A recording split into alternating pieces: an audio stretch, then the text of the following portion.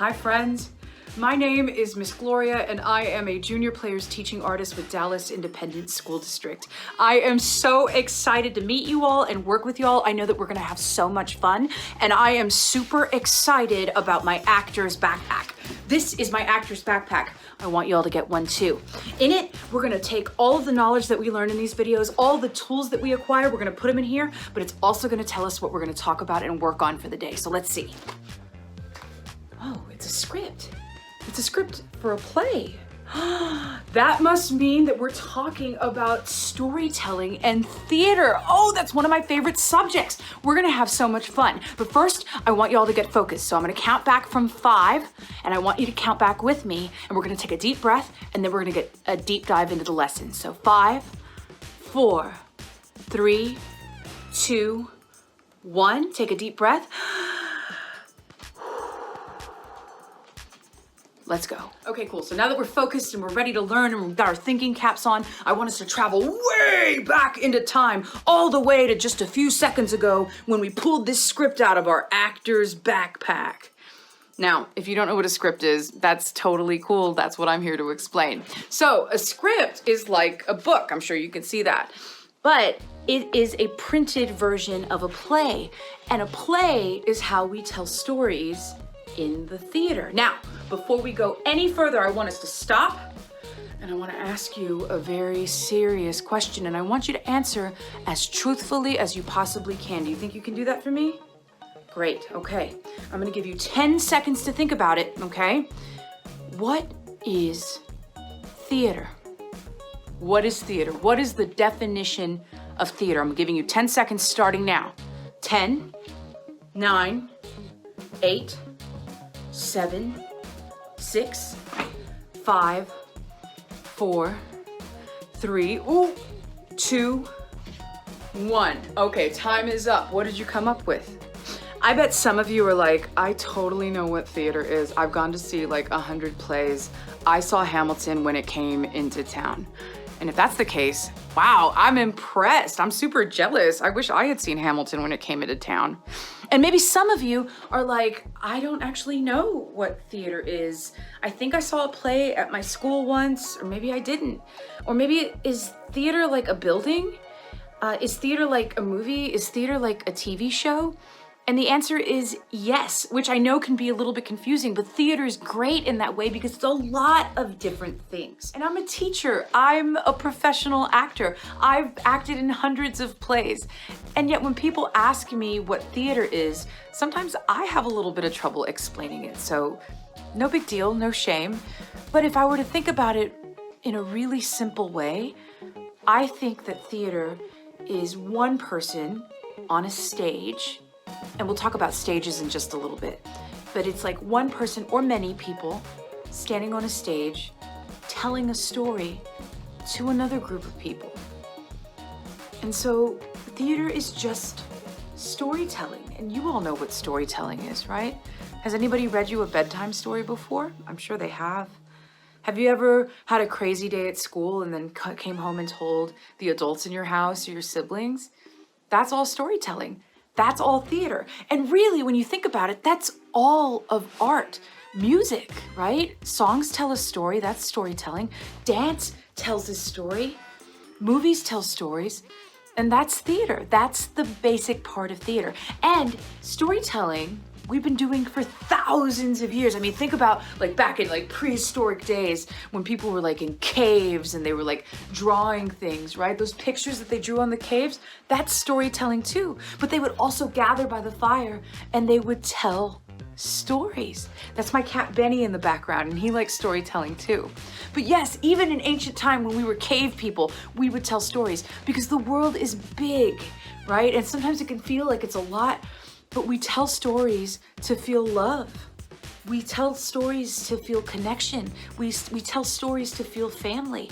And that's what makes us human beings. And it's a really, really cool and beautiful thing. Okay, so we've talked about plays and we've talked about scripts and we talked about storytelling and people that lived in caves. We even talked about Hamilton. But I want us to pause and I want us to throw our hands up in the air and I want you to shake your fingers like this and wiggle your fingers like a crazy person. And it's okay because we're at home, nobody cares, right? So I want you to move your fingers around like that and then I want you to look down at your toes and I want you to wiggle your toes as fast as you can. I want you to try to match the speed of your fingers and then I want you to stop. And we're gonna focus in 5, 4, 3, 2, 1. Okay, so next we're gonna talk about stages, okay? So when we think of a stage, whether you've been to the theater or if you've seen it in a movie, a stage is usually like this big wooden platform in a building where an actor stands and acts, right? Or sings or whatever, and there's usually, big curtains and it's fancy and all that. But if theater is just storytelling, and storytelling is just one person telling a story to one or more people, then does it have to happen on a big wooden stage? When your parents or your relatives read you a story at home, are they standing on stage? Am I telling you a story right now? I think I am. If I'm trying to tell you about theater, that's kind of like a story, right? And if that's the case, does that mean that my living room is also a stage? Am I kind of acting right now? Maybe. So I want you to look around your house right now.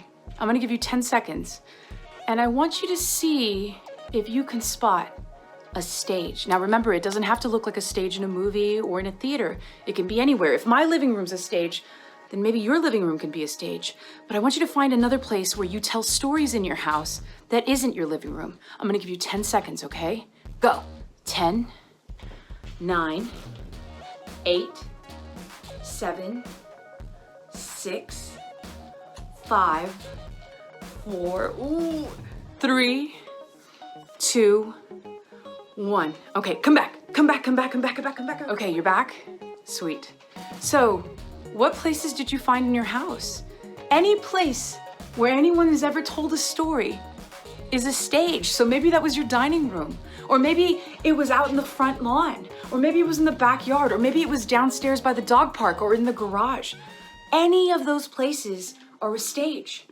And if any of those places are a stage, that means that you can make theater anywhere.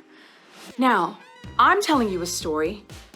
If you've told a story, that means that you've been an actor, or kind of like an actor, right?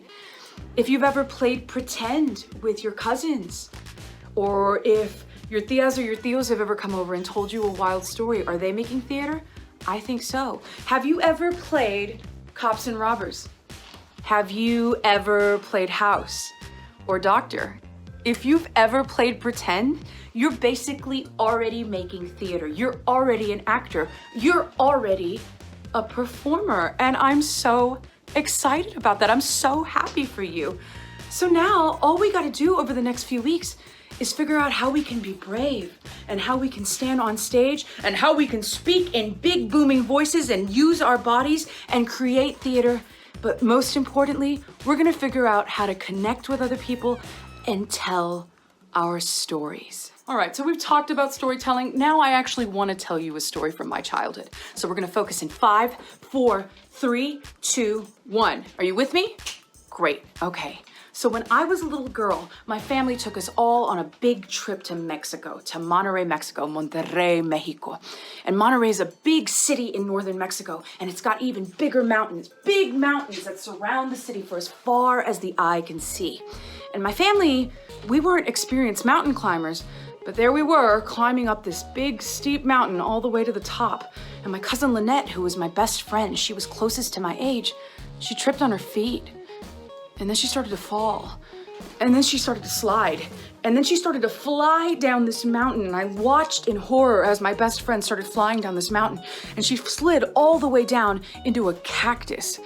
And my uncle, her father, was at the bottom of the mountain and he was filming it and he panicked watching his daughter fly down the mountain. He panicked so much that he forgot to stop filming and he didn't help at all. All he did was get the thing on film.